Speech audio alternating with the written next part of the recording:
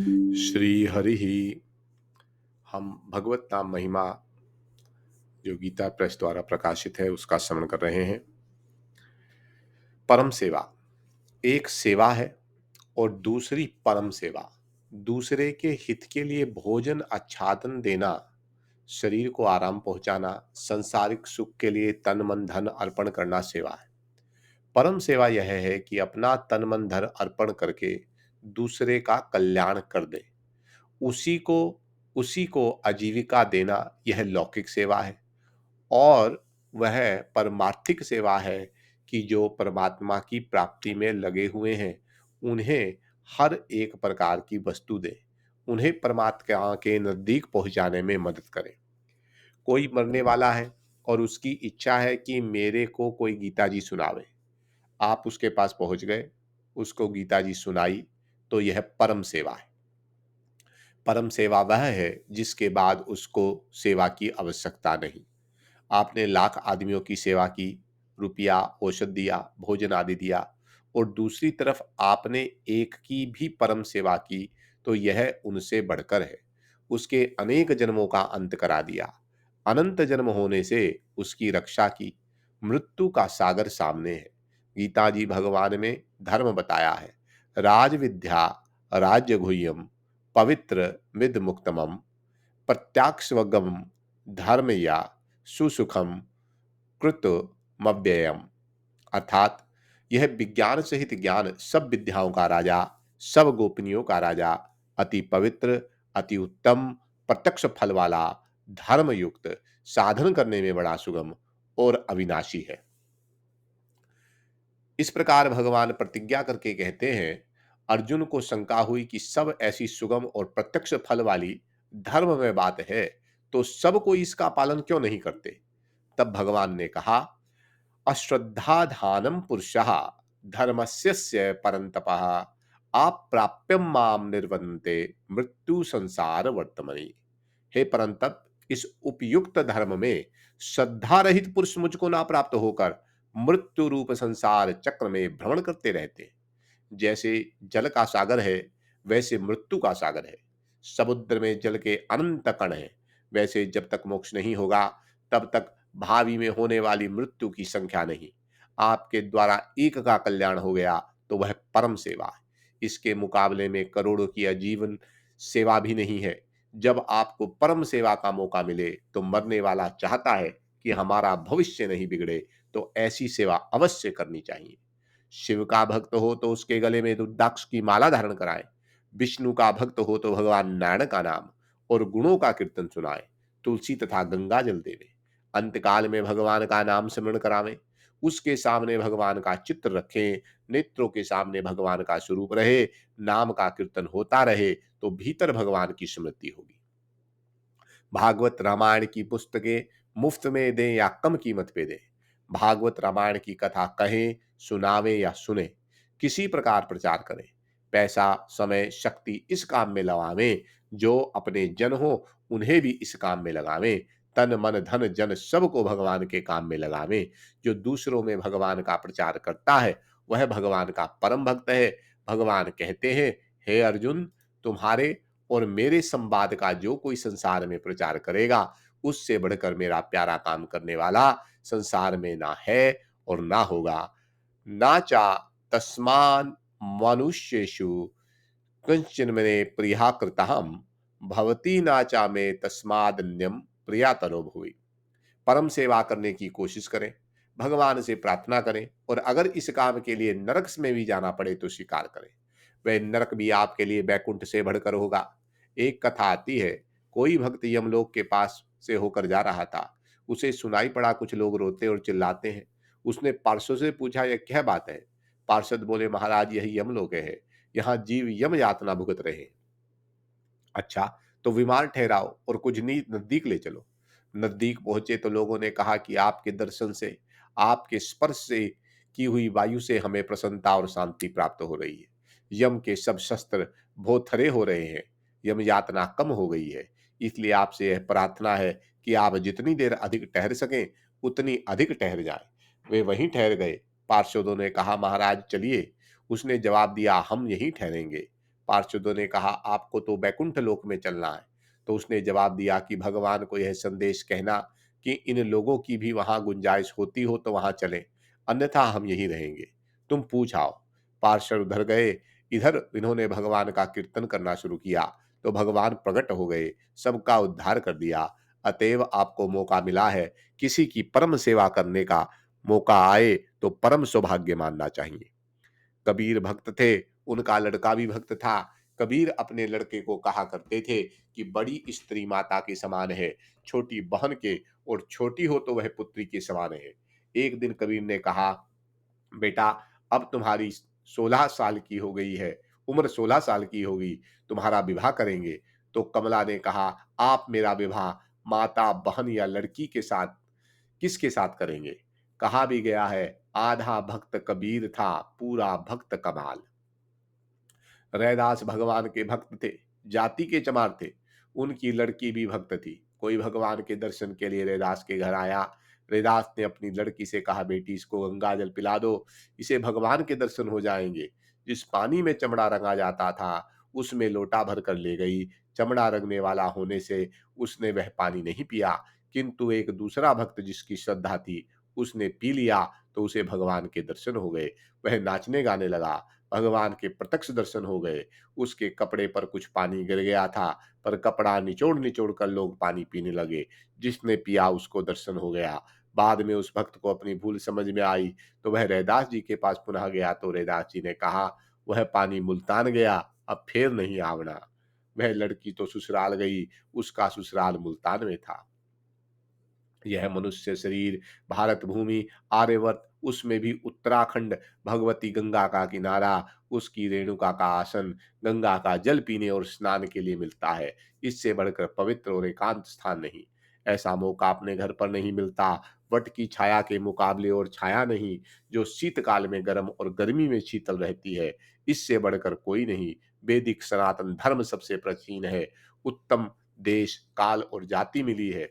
ऐसा मौका पाकर भी फिर अपना कल्याण नहीं हो, तो तुलसीदास जी कहते हैं, जो ना तरे भव सागर, नर समाज अस पाई, सो कृत निंदक मंदमति, आत्महान गति जाई।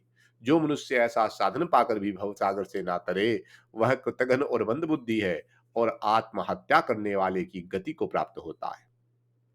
सो परत दुख पावई सिर, धुनि धुनि पचिताई, काल ही कर्म ही ईश्वर ही मिथ्या दोष लगाई। वह परलोक में दुख पाता है, सिर पीट पीट कर पछताता है तथा काल पर, कर्म पर और ईश्वर पर मिथ्या दोष लगाता है। एक विज्ञान नंद घन ब्रह्म के सिवाय कोई नहीं, शरीर और संसार का अत्यंता भाव कर दें, मानो है ही नहीं, और उस विज्ञानंद घन ब्रह्म में तन्मय कर दें, फिर आनंद ही आनंद है। पूर्ण आनंद, अपार आनंद, इस प्रकार का ध्यान निर्गुण निराकार ब्रह्म का ध्यान है। ध्यान काल में जो ब्रह्म का स्वरूप है, उससे विलक्षण प्राप्ति वाला स्वरूप है। जिसके प्राण जा रहे हैं, उसको भगवत विषयक बात सुनाई जाए तो वह सबसे बढ़कर है। चाहे अपना कल्याण नहीं हो, निष्काम कर्म का थोड़ा सा पालन महान भय से उद्धार कर देता है। हरि ओम तत्सत। जिसने गीता, गंगा और भगवान के नाम को अपनाया, उसकी यमराज के यहाँ चर्चा नहीं होती। मन में जोश रखना चाहिए। जब परमेश्वर की इतनी कृपा है, तो उसकी कृपा से उनका ध्यान लगना कठिन नहीं।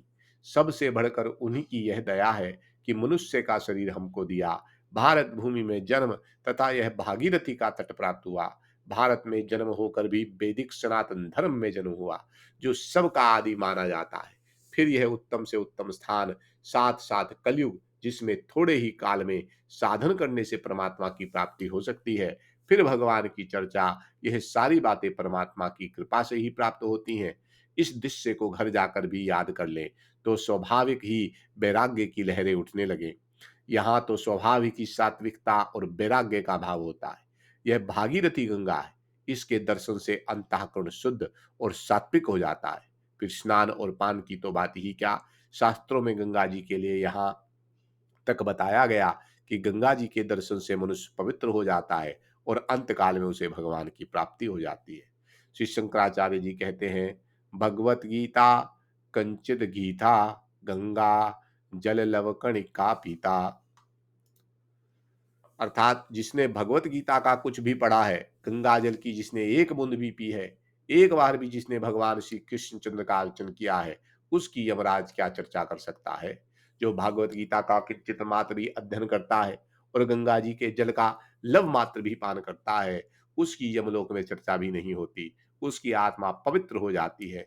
हमारे यहाँ परिपाटी है कि जब मनुष्य मरता है, उस समय उसे गीता जी सुनाई जाती है, तुलसी जी का और गंगा जल का पान कराया जाता है। इस भागीरथी गंगा के तट पर हम लोग उपस्थित हुए हैं, ये भागीरथी जी की कृपा ही है और भगवान की कृपा तो है ही। भगवान की जिस पर कृपा होती है, उस पर सबकी कृपा होती है। हम लोगों को वैराग्य पूर्वक ध्यान करना चाहिए। जब आनंद की घोषणा होती है, उस समय अलौकिक शांति प्राप्त होती है। यह प्रभु की अलौकिक कृपा है। ध्यान के पूर्व में वृत्तियां शांत हो जाती हैं, थोड़ा भी ध्यान लगता है तो शांति की बाढ़ आ जाती है। परमात्मा का तो चिन्मय स्वरूप है, उसका प्रादुर्भाव हो जाता है, उस समय अलौकिक शांति मिलती है। इसके पूर्व आपको थोड़ा गीता जी का सिद्धांत बताया जाता है। वास्तव में तो गीता जी का सिद्धांत केवल भगवान ही जानते हैं, वह ज्ञान भक्ति का सागर है।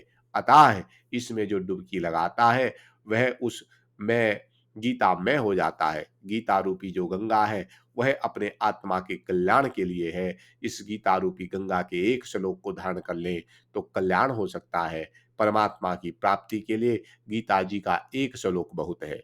गीता जी को हम गंगा से भी बढ़कर कह सकते हैं। गंगा में स्नान करने वाला आप खुद मुक्त हो सकता है, किंतु गीता रूपी गंगा में स्नान करने वाला दूसरों को भी मुक्त कर सकता है। मनुष्य को यदि मरना हो तो जप ध्यान करते हुए मरना चाहिए। यह मरना काशी में मरने से भी बढ़कर है। अंतकाले च मामेव सम्रन मुक्ता कलेवरम, या प्याति सा मदभावम याति नास्त्रित संशया। जो पुरुष अंतकाल में मेरे को ही स्मरण करता हुआ शरीर को त्याग कर जाता है, वह मेरे साक्षात स्वरूप को प्राप्त होता है, इसमें कुछ भी संशय नहीं है। प्रभु मैं साक्षात दर्शन का पात्र नहीं हूं, तो हे प्रभु अंतकाल में आपकी स्मृति तो दे दो। सारे जन्म के किए हुए शुभ कर्मों के बदले में यह सौदा होता हो तो कर लो। भगवान से कुछ नहीं मांगना चाहिए, पर मांगो तो यह मांग लो। बाली की बात आती है। अब तो प्रभु यही कृपा करें कि जिस जिस योनि में अपने कर्मों के अनुसार जन्म लूं, उस योनि में मैं आप में प्रेम हो और आपके चरणों में अनुराग हो। बाली में कितना स्वार्थ त्याग है, इसलिए भगवान ने बाली को परम धाम भेज दिया। प्राक्कण यह चल रहा था कि अंत समय में मरने वाले भाई बहन को जाकर भगवत नाम सुनावे, तो उस नाम सुनने के निमित्त से मरने वाले के प्राण भगवान को याद करते हुए निकले, तो उसका बेड़ा पार है। सुनने सुनाने वाले भाई का काम हो गया। अंतकाल की यह गति काशी में मरने से भी बढ़कर है। सप्तपुरियों के नाम अयोध्या, मथुरा, मायापुरी, काशी, कांची, अवंतिका से भी बढ़कर है। काशी में जो पापी मरता है, उसे पाप का दंड भुगत कर मुक्ति दी जाती है। 36,000 वर्ष तक की पाप भुगतने की अवधि है। पर जो भगवान के नाम, रूप, गुण, प्रभाव, तत्व और रहस्य को याद करता हुआ जाता है, वह तो तत्काल ही मुक्त हो जाता है। उसको सधो मुक्ति मिल हो जाती है, चाहे वे काशी में ना मरकर हरिजन के घर में ही मरे। गीता जी कहते हैं, अंत काले च मामेवा। यह कोई रियायत की बात नहीं, यह भगवान का सामान्य कानून है। यम यम वापि समरन भावम तजन्ते कलेवरम, त्वाम तमेव वेति कौन्तेया सदा तद्भाव भावितः। यह मनुष्य अंतकाल में जिस जिस भी भाव को स्मरण करता हुआ शरीर को त्यागता है, उस उसको ही प्राप्त होता है। परंतु सदा जिस भाव का चिंतन करता है, प्रायः अंतकाल में भी उसी का स्मरण होता है। कुत्ते का मनन करता हुआ जाता है तो कुत्ता बनता है, गधे का याद करता हुआ तो गधा बनता है। ऐसे ही भगवान के लिए भी यही कानून है कि भगवान को याद करता हुआ जाता है तो वह भगवान को प्राप्त होता है। डॉक्टरी दवाई में ब्रांडी होती है, जिससे तामसी वृत्ति हो जाती है। मरते समय तामसी वृत्ति में रहने वाला व्यक्ति वृक्ष या पहाड़ बनता है। डॉक्टरी दवाई देने की अपेक्षा देशी शुद्ध एवं पवित्र औषधि देनी चाहिए। जीना होगा तो वैद्य की दवा से ही जी जाएगा, डॉक्टरी दवा से क्या फायदा। मरणासन व्यक्ति को भगवत नाम कीर्तन सुनाना चाहिए, जिससे उसकी आत्मा का कल्याण हो। भीष्म जी शरशैया पे पड़े हैं, अपने योग्य जल मांगते हैं। अर्जुन ने बाण मारकर गंगा जल प्रकट कर दिया। भीष्म जी तो गंगा पुत्र थे, उनके लायक वही जल था। अंत समय में गंगा जल पिलाने से बुद्धि शुद्ध हो जाती है, अंतःकरण पवित्र हो जाता है, उसमें भगवान का भाव हो जाता है। वाणी से भगवान नाम उच्चारण करें, वाणी थक जावे तो श्वास से जप करें, मन से भगवान का ध्यान करें, हाथों से मस्तक से भगवान को नमस्कार कर ले। कल्याण तो केवल भगवान के स्मरण से ही हो जाता है। भजन, ध्यान, नाम जब किसी भी एक चीज से भगवान प्रसन्न हो जाते हैं। गीता में कहा है, यज्ञानाम जप यगो अस्मि, और यज्ञ सब साधन है, जप यज्ञ खास मेरा स्वरूप है, खास भगवान है। हमारी मृत्यु होने वाली हो तो सब चीजों की यानी भजन, ध्यान, जप सब की चेष्टा करें। दूसरे की मृत्यु का समय हो और हम लोगों को उसे भगवत नाम सुनाने का मौका मिल जाए तो बहुत ही आनंद की बात है। दूसरे को भोजन कराना एवं जरूरत पड़ने पर खुद त्याग करना, यह बहुत उच्च कोटि का भाव है। त्यागच्छांतरंतरम अर्थात त्याग से तत्काल ही परम शांति होती है। जितना त्याग है उतना ही ऊंचा है। अगर आकाशवाणी हो जाए कि बोलो किस एक का कल्याण किया जाए, मुझको पूछोगे तो मैं यही कहूंगा कि प्रभु मुझको छोड़कर चाहे जिसका कर दो। यदि सब लोग यही बात कहें तो सबका कल्याण हो जाएगा। और यदि हम सब लोग यही कहें कि बस मेरा कर दो, तो भगवान कहेंगे कि बस निर्णय करके बतलाओ किस एक का करें। निर्णय नहीं करेंगे तो भगवान चले जाएंगे।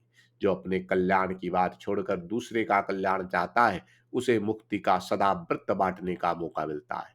मुक्त होना तो आराम चाहना है, अपने तो लोगों की सेवा मांगनी चाहिए। सदा व्रत बांटते ही रहे, स्वयं चाहे उपवास ही करें, पर उपवास में बड़ी शांति होती है। यह बड़ा अलौकिक आनंद है। किसी भी सिद्धांत से शोक करना नहीं बनता, दुख का मूल है ममता। भगवान ने गीता जी में कहते हैं, अशोच अशोच्यानवशोच सत्वम प्राज्ञावादस्य भाषसे गता सुन गता सूक्ष्म नानो शोचिंत पंडिता। हे अर्जुन, शोक को जो शोक करने के लायक नहीं है उनके लिए तू शोक करता है, और पंडितों की जी बातें करता है। कितने किंतु वास्तव पंडित है नहीं। जो पंडित होते हैं वे जिनके प्राण चले गए हैं उनके लिए, और जिनके प्राण नहीं गए हैं उनके लिए भी शोक नहीं करते। यहाँ पर कई भाई इसलिए भी आते हैं कि वहां चलो बातें सुनेंगे तो चिंता फिकर दूर होगी। सभी लोग चिंता फिकर में डूबे हुए हैं, किंतु वे मानते नहीं। वन में मृग हरी हरी घास चरते हैं, उन्हें पता नहीं अचानक सिंह आकर मार देगा। इसी प्रकार हम विषय भोग भोगते हैं, यह पता नहीं कि काल आकर अचानक मारेगा। आजकल छोटी उम्र में अधिक बालक मरते हैं, इसलिए किसी भी उम्र में कोई भी मर सकता है। ये ख्याल करना चाहिए कि जो मर चुके वे मर चुके, बाकी बचे हैं उन्हें और मरना है। कोई उपाय नहीं जिससे कोई बच सके। घर में कोई मर जाए तो चिंता फिक्र नहीं करनी चाहिए, शोक तो करना ही नहीं चाहिए। यही उपदेश भगवान श्री कृष्ण ने अर्जुन के प्रति दिया कि तू शोक नहीं करने वालों के लिए शोक करता है, तो कुटुंब वालों के लिए शोक करता है, वह शोक करने लायक नहीं है। रघुनंदन नाम के व्यक्ति का शरीर शांत हो गया। उसके घर वाले शोक कर रहे थे। उन्हें समझाया गया कि शोक नहीं करना चाहिए। किसी के घर में कोई मर जाता है तो बाहर से आदमी आते हैं, उन्हें बड़ा कष्ट होता है। किसी के यहाँ कोई मर जाए तो आने वाले जो हो उन्हें पत्र लिखकर मना कर देना चाहिए कि जो बात होनी थी वह तो हो गई, आपको आने जाने में तकलीफ होगी। हर एक भाई माता बहन को यह बात समझनी चाहिए और समझकर काम में लानी चाहिए कि घर में शोक हो जाए तो सत्संग करना चाहिए। अभिमन्यु की मृत्यु हो गई तो ऋषि लोग आए, राजा युधिष्ठिर को उपदेश दिया कि अभिमन्यु शोक करने लायक नहीं है। शोक करने लायक है वह है जो आत्महत्या करके मरता है। यहाँ की भूमि तीर्थ भूमि है, मायापुरी है, यहाँ कोई मरे तो शोक नहीं करना चाहिए। मरने के समय भगवान के नाम का गुण का कीर्तन होता रहे तो बड़ा उत्तम है। विष्णु पुराण में कथा है कि यमराज अपने दूतों को समझा रहे हैं कि जहां कीर्तन होता है उस मृतक के पास तुम मत जाना, जाओगे तो फजीती होगी। मरने वाले के पास गीता जी का पाठ, कीर्तन, सत्संग करना चाहिए। तुलसी गंगा जल पिलावे तो यम के दूत पास ही नहीं आ सकते। गंगा जलल वक्णिका पिता, ऐसा जहां हो उसकी चर्चा यमराज भी नहीं करते। भगवान ने गीता जी में कहा है, अंत काले च मामेव सम्रन मुक्ता कलेवरम यह प्रयाति समद्भावम याति नास्तस्य संशया। जो पुरुष अंतकाल में मेरे को ही स्मरण करता हुआ शरीर का त्याग कर जाता है, वह मेरे साक्षात स्वरूप को प्राप्त होता है। इसमें कुछ भी संशय नहीं। यह दो भूमि ही कल्याण करने वाली है। भगवान गीता जी में उपदेश करते हैं, अशोचन्य वशो ससत्वाम प्राज्ञावादक्ष भाषसे गता सुनगता संचुक्ष नानु शोचंती पंडिता। हे अर्जुन, तू ना शोक करने योग्यों के लिए शोक करता है और पंडितों के से बचनों को कहता है, परंतु पंडित जन जिनके प्राण चले गए हैं उनके लिए और जिनके प्राण नहीं गए हैं उनके लिए शोक नहीं करते। अर्जुन के निमित्त भगवान ने सारी दुनिया को उपदेश दिया है। शोक करने लायक तो बात यह है कि हम जिस काम के लिए आए थे वह पूरा नहीं हो पाया। जो समय चला गया वह तो लौट कर आने का नहीं, बचा हुआ समय है उसे काम में लेना चाहिए। मनुष्य का जन्म पाकर मुक्त नहीं हुए तो कब होगे। मुक्त का मतलब है भय शोक आदि से रहित होना, जन्म मरण से मुक्त होना। किसी भी कारण से शोक करना नहीं बनता। बाली की मृत्यु हुई तब तारा शोक करने लगी, तो भगवान ने उपदेश दिया, तब उसे ज्ञान हो गया और उसका शोक जाता रहा। तारा के हृदय में ज्ञान हो गया, तब उसने भगवान की भक्ति मांगी। हमें यह शिक्षा ग्रहण करनी चाहिए कि घर में कोई मर जाए तो शोक नहीं करना चाहिए। भगवान गीता जी में यही बात कहते हैं कि आत्मा के लिए शोक करना बनता नहीं।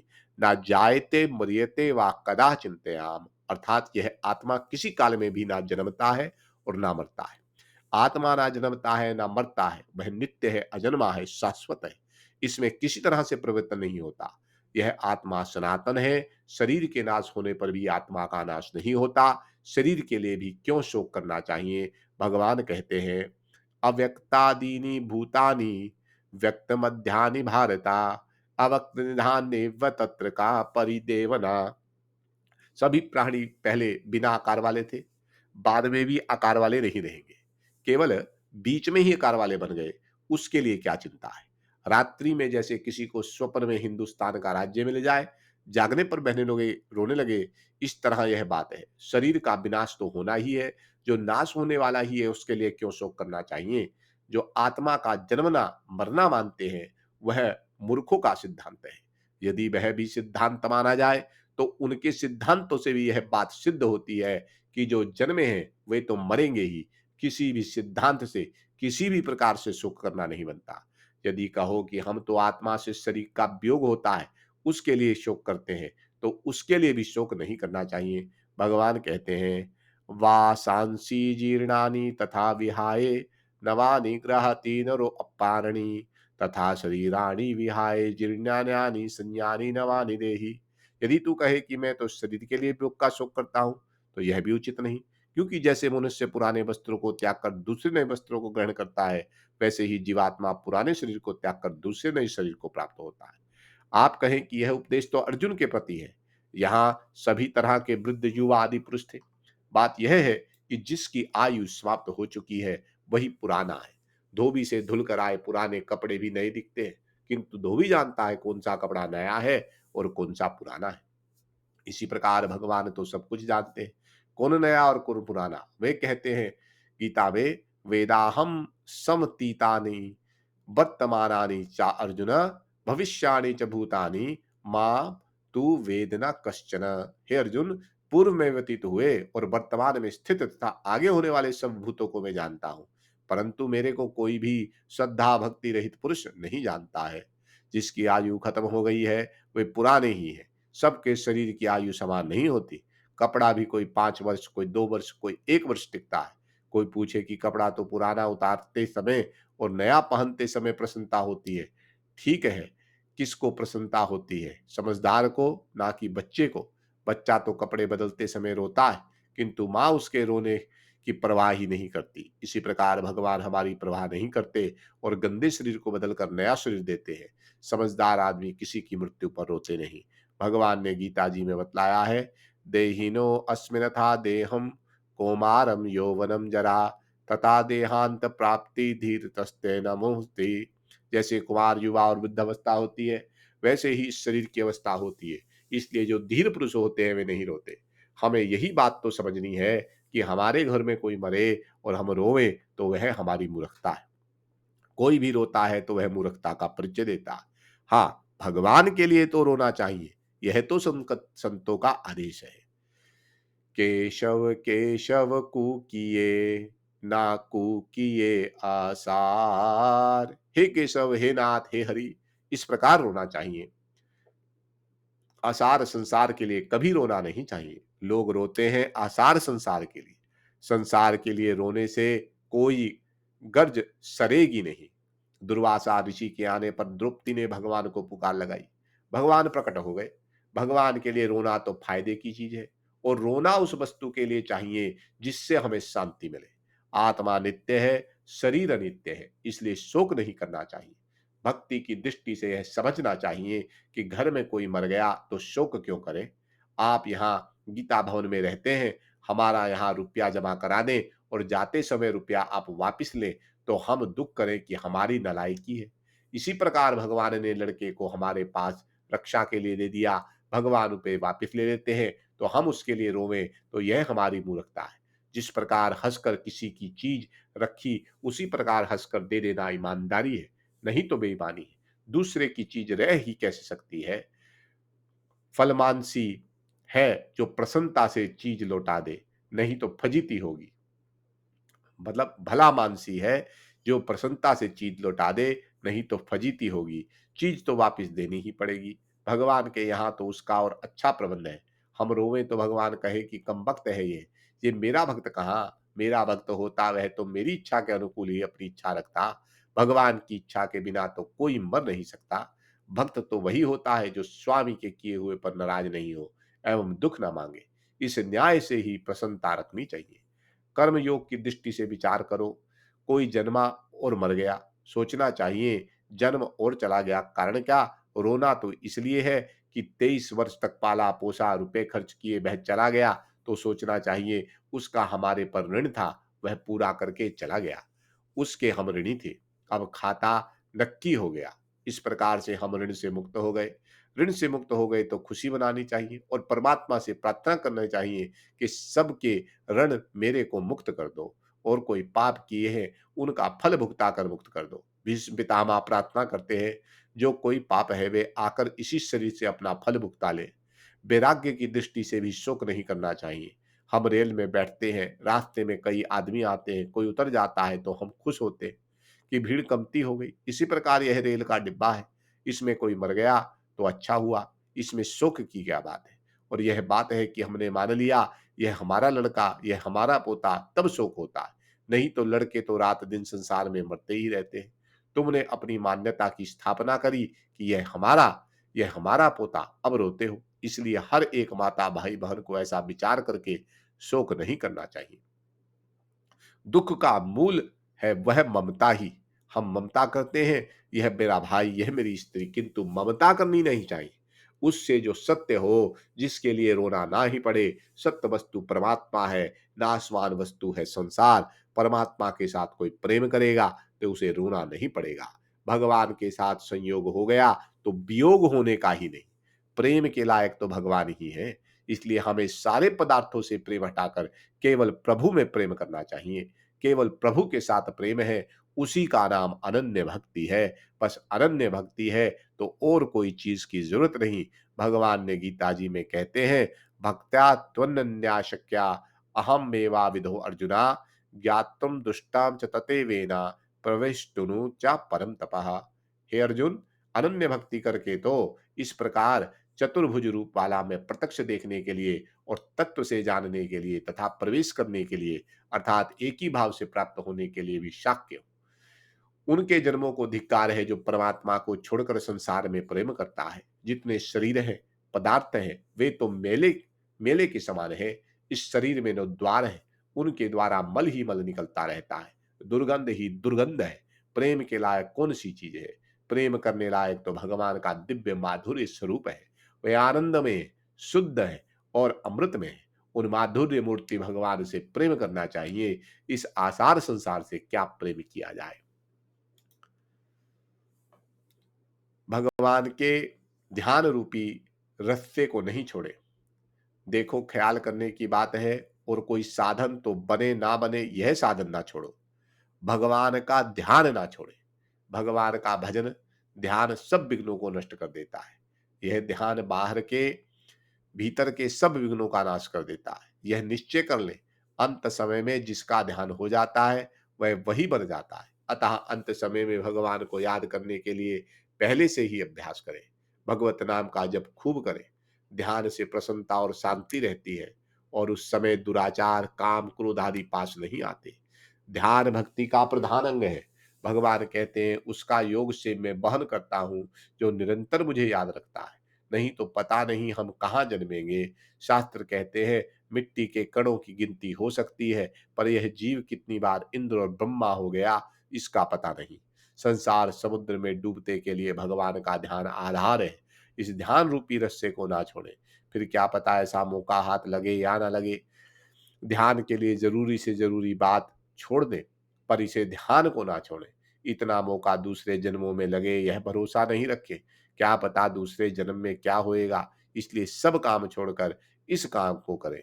जो सिर साटे हरि मिले, तो पुनि लीजे दौड़। क्या जाने इस देर में ग्राहक आवे और। सांसारिक सुख है, उसमें भोग काल में सुख की प्रीति होती है, परंतु परिणाम में वह दुख देने वाला है। दूसरे की किसी प्रकार की उन्नति देखकर मन में जो दुख होता है वह संताप है। पहले जो आदमी सुख भोग लेता है फिर उसको दुख आता है तो वह रात दिन रोता है। भगवान को अच्छा समझ करके भी भगवान का ध्यान नहीं लगता, इसमें क्या कारण है। श्रद्धा की कमी या विश्वास की कमी है, और कोई कारण समझ में नहीं आता। भगवान पर विश्वास करके या गीता जी पर विश्वास करके भगवान में प्रेम करना चाहिए। सत्पुरुषों का संग, सत्संग, शास्त्रों के पढ़ने से भगवान में प्रेम होता है। भोगों में दुख का अनुभव करने से भी संसार से वैराग्य होता है। संसार में भगवान के समान कोई है ही नहीं, यह विश्वास हो जाए तो भगवान में प्रेम हो जाए। भगवान जितने प्रेम का मूल्य देते हैं उतना कोई देता नहीं। भगवान में गुणों का पार ही नहीं है। उनके सौंदर्य, गुण, प्रभाव, दया, सुहृदता आदि गुणों को देखें तो और कहीं इतने मिलेंगे नहीं। अगर यह विश्वास हो जाए तो भगवान में प्रेम हो जाएगा। भगवान का व्यवहार भी अद्भुत है। उनके व्यवहार से शत्रुओं को भी आश्चर्य होता है। अपने को यह विश्वास हो जाए, निश्चय हो जाए कि भगवान के सिवाय हमारा कोई हितैषी नहीं है, तो भी भगवान से प्रेम हो जाएगा। भगवान के जप से या ध्यान से भी भगवान में प्रेम हो जाता है। सत्संग से भी भगवान में प्रेम होता है। बिनु सत्संग ना हरि कथा, तेहि बिनु मोह न भाग। मोह गए बिनु राम पद, होई न दृढ़ अनुराग। सत्संग के बिना हरि की कथा सुनने को नहीं मिलती।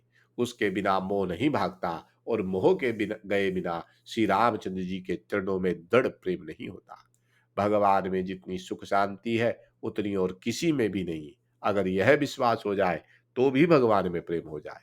मैंने तो सारी बात भगवान पर छोड़ रखी है। जो होवे उसी में आनंद है। अपनी इच्छा मिटा देवे और भगवान की इच्छा में इच्छा मिला देवे तो अपना कल्याण हुआ ही पड़ा है। अपनी इच्छा रखी तो बहुत तकलीफ पाया, भगवान की इच्छा से इच्छा मिला देवे तो अपने कुछ करना नहीं, जो होता है उसी में आनंद है। सुखदेव जी महाराज ने एकांत में कहा कि मेरे में कोई कमी हो तो दूर करो। एक सत्संगी थे,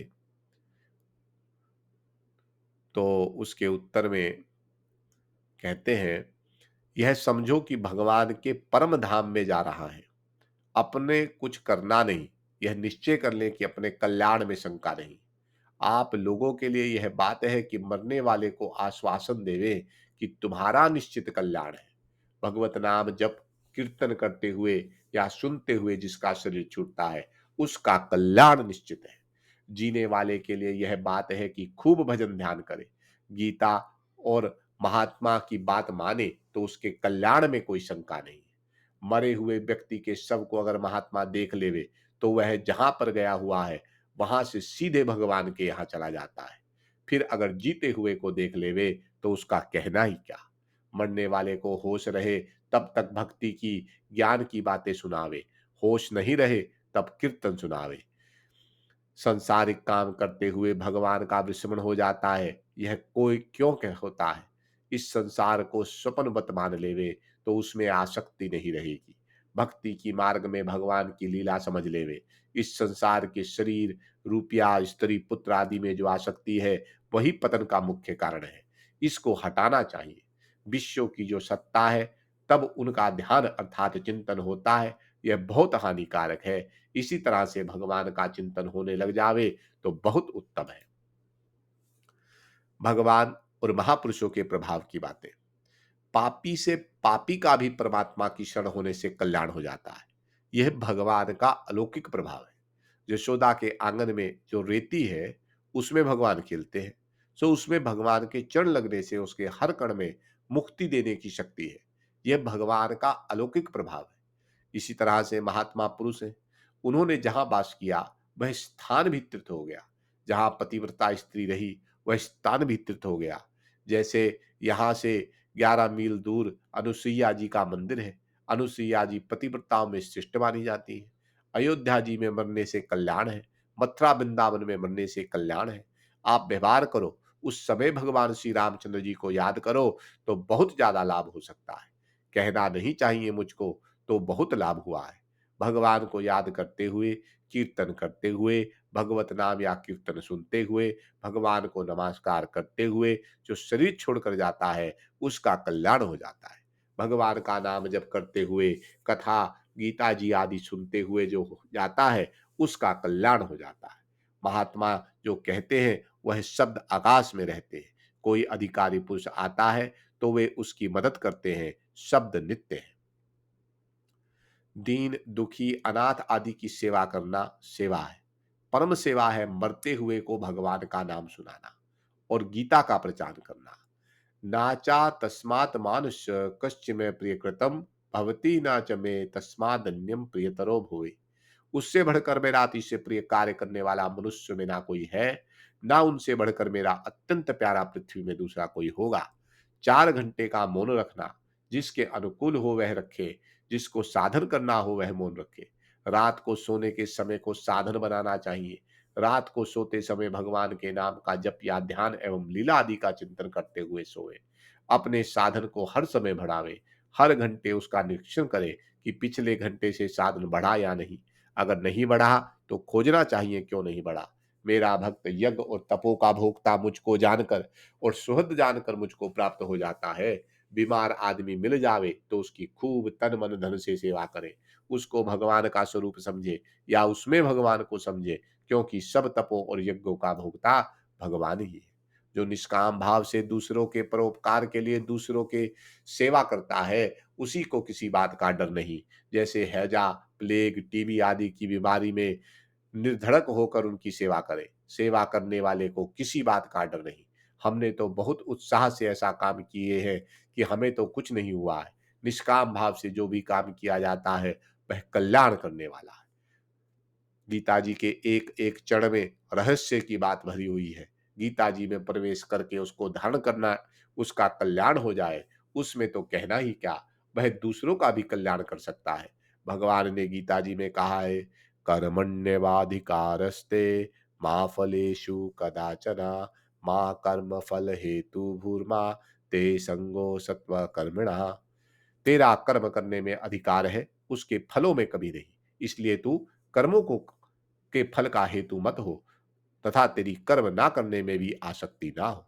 इसको धारण करने से बहुत जल्दी उद्धार हो जाता है। जीवित अवस्था में भी उसका फल मिल जाता है। कर्म करने में ही तेरा अधिकार है, तेरा फल में अधिकार नहीं है। फल देना तो परमात्मा के अधिकार की चीज है। अधिकार का यह भाव लेना चाहिए कि मेरा हक नहीं है। अगर अपना हक मान लिया तो उसका कर्म का जितना हक होगा उतना ही मिलेगा। भगवान राम की दृष्टि से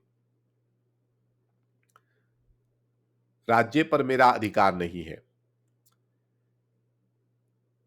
भगवान राम की दृष्टि से 14 वर्ष तक राज्य पर मेरा अधिकार नहीं है। भरत कहता है मेरा अधिकार नहीं है। वहां दोनों के त्याग की प्रशंसा है। यह निष्काम भाव है।